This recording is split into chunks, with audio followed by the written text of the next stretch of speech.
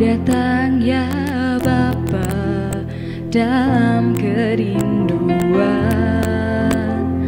memandang keindahan-Mu. Ku berikan segalanya, semuanya yang ada. Ku ingin menyenangkan hati-Mu, oh Tuhan. Ku datang ya Bapa dalam kerinduan, memandang keindahan-Mu. Ku berikan segalanya, semuanya yang ada. Ku ingin menyenangkan hati-Mu, oh Tuhan. Jadikan aku indah yang Kau pandang mulia, seturut karya-Mu di dalam hidupku. Ajakku berharap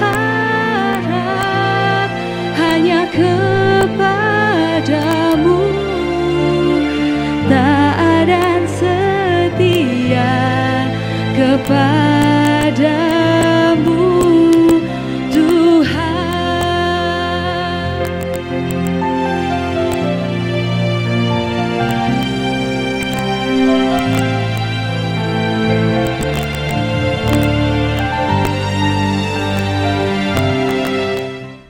Shalom Bapak Ibu Saudara yang kasih oleh Tuhan. Mengucap syukur kita bisa bertemu lagi dalam renungan Hati Sehat Gereja Baptis Indonesia Ngadinegaran. Hari ini kita akan bersama-sama belajar mengenai ketika kita mengalami kegagalan. Sebelum kita membahas lebih lanjut, mari kita bersama-sama buka dalam doa.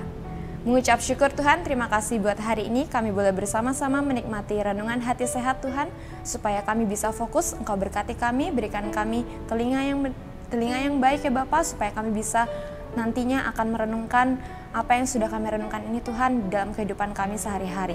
Terima kasih Tuhan, terima kasih Yesus, berkati hamba-Mu yang kami nyampaikan. Hanya dalam nama-Mu kami sudah berdoa dan mengucap syukur. Haleluya, amin. Belajar ketika kita mengalami kegagalan. Bacaan kitab dari Yosua pasal 7 ayat 4-6. Di situ dikatakan, maka berangkatlah kira-kira 3.000 orang dari bangsa itu ke sana, tetapi mereka melarikan diri di depan orang-orang Ai.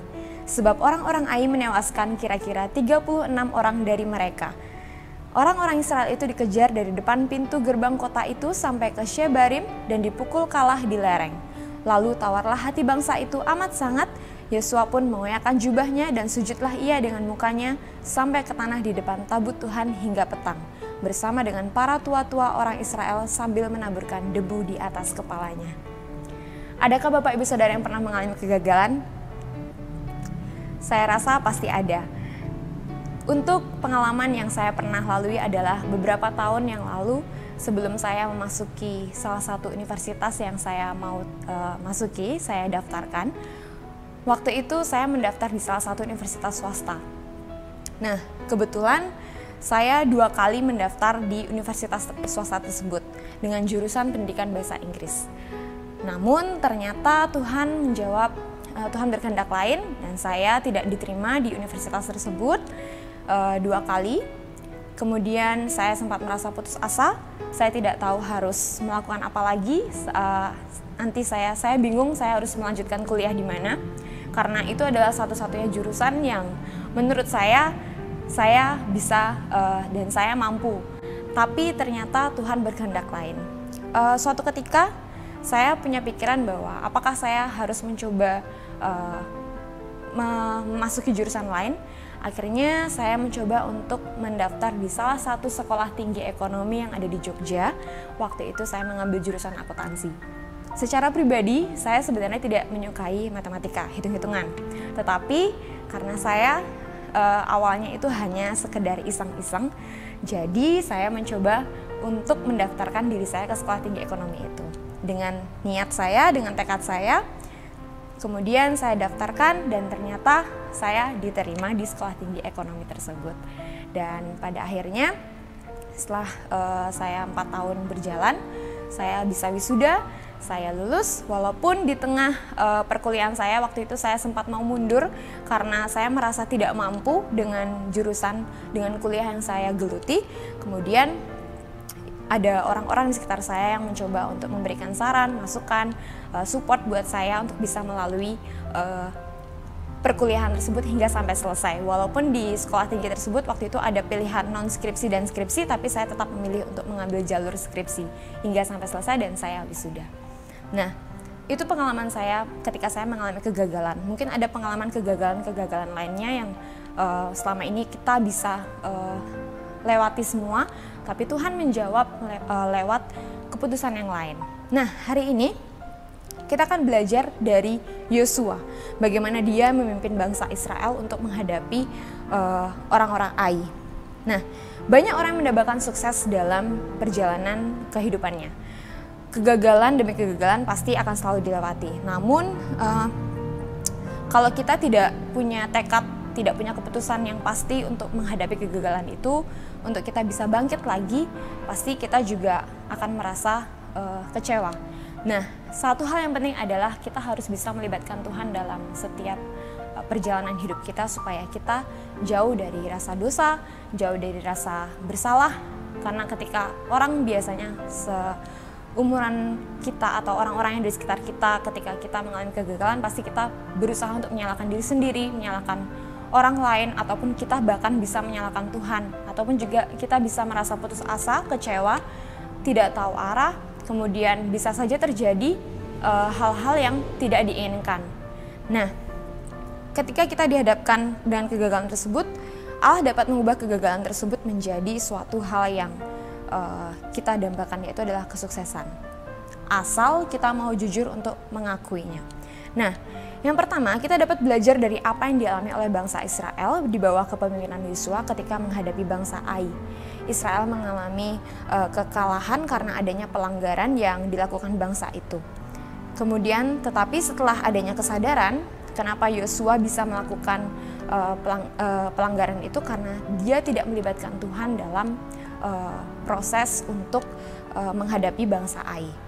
Nah, apabila kita diperhadapkan dengan kegagalan, makna apa yang dapat kita pelajari dari bangsa Israel ini ketika menghadapi bangsa Ai tersebut? Poin yang pertama adalah kegagalan membuka sudut pandang yang semakin luas. Itu di dalam kitab Yosua pasal 7 ayat 1-4. Jadi, sempitnya sudut pandang seseorang itu seringkali menjadi pemicu seseorang untuk menjadi gelap mata, kehilangan akal, dan bahkan tidak sedikit dari mereka mengakhiri hidupnya dengan secara tragis ya. Di dalam kitab ini Yosua diperintahkan Tuhan untuk membuat tanah perjanjian. Namun di pertengahan tugasnya dia bersama bangsa Israel mengalami kegagalan. Nah, apa yang menjadi penyebab kegagalan Yosua? Mari kita akan bahas. Dengan pengalaman masa lalu, ternyata Yosua tidak melibatkan Tuhan dalam pengambilan keputusan. Jadi ini juga adalah salah satu faktor penyebab kegagalan. Hal lain yang sangat prinsipil adalah adanya dosa. Nah, kalau dosa kita belum beres, otomatis itu juga menjadi penyebab utama dari kegagalan. Nah, itu akan menjadi mata rantai kepada kegagalan-kegagalan yang selanjutnya. Nah, sesungguhnya yang kita tahu, tangan Tuhan tidak kurang panjang untuk menyelamatkan kita, dan Tuhan tidak kurang tajam juga untuk mendengar setiap doa-doa kita. Nah, ada istilah yang sering kali kita pakai yang selama ini Bapak Ibu Saudara juga pasti sering mendengar, yaitu adalah pengalaman itu adalah guru yang terbaik. Tapi pengalaman itu tidak akan mengajarkan apa-apa kalau kita tidak pernah mengevaluasi. Jadi pengalaman jadinya pengalaman itu hanya sekedar daftar list dari kesuksesan yang sudah kita capai. Tapi kalau kita tidak pernah mengevaluasi diri kita, kekurangannya apa, kelebihannya apa, justru itu nanti akan menjadi kegagalan-kegagalan lagi untuk di selanjutnya. Poin yang kedua adalah kegagalan menjadi sarana untuk kita bisa mengevaluasi diri. Di dalam bacaan Yosua pasal 7 ayat 5-6 dikatakan, Sebab orang-orang Ai menewaskan kira-kira 36 orang dari mereka.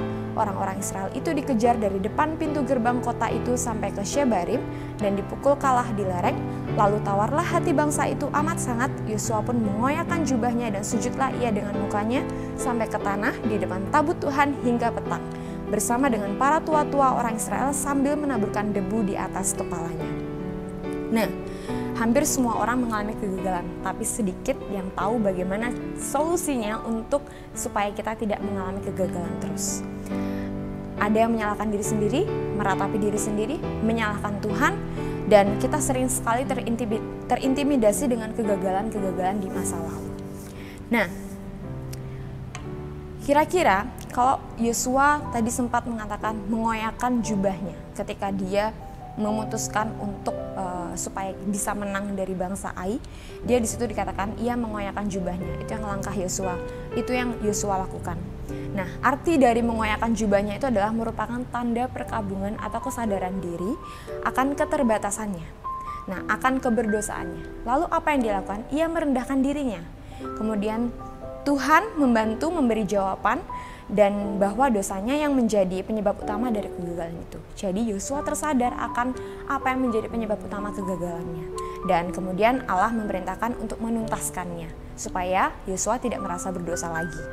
Nah, ada buku yang ditulis oleh Maxwell dan J. Dornan dengan judul Menjadi Orang yang Berpengaruh. Di situ menuliskan ahli sejarah yang bernama Arnold Toynbee mengatakan bahwa semua orang bereaksi dengan salah satu dari 4 cara dalam keadaan yang sulit. Yang pertama, mundur ke masa lalu. Yang kedua, bermimpi ke masa depan atau berhayal. Yang ketiga, mundur ke dalam dan menantikan orang untuk menyelamatkan dirinya. Keempat, mengubahnya menjadi sesuatu yang berguna. Saat ini, yang mana posisi Bapak Ibu Saudara? Tuhan akan memberikan jalan keluar dari setiap kegagalan yang kita hadapi, asal kita sabar melaluinya. Nah, kesimpulan yang bisa kita ambil dari materi renungan hari ini adalah Allah dapat mengubah setiap kegagalan yang kita hadapi apabila kita rendah hati dan jujur untuk mengakuinya dan sanggup memberikan kemenangan bagi kita yang percaya. Amin Bapak Ibu Saudara. Tuhan Yesus memberkati. Mari kita tutup dalam doa. Mengucap syukur Tuhan, terima kasih buat hari ini kami boleh bersama-sama belajar ketika kami mengalami kegagalan, apa yang menjadi solusi, yaitu adalah Tuhan. Selalu melibatkan Tuhan dalam proses kehidupan kami, dalam proses pencapaian kami untuk mencapai kesuksesan. Terima kasih Tuhan selalu memberkati kami, mendampingi kami dan mengingatkan kami untuk terus berusaha mencapai kesuksesan yang mau kami raih ya Bapa. Terima kasih Tuhan, terima kasih Yesus, berkati setiap jemaat-Mu yang mendengarkan renungan hari ini. Hanya di dalam nama-Mu kami sudah berdoa dan mengucap syukur. Haleluya. Amin.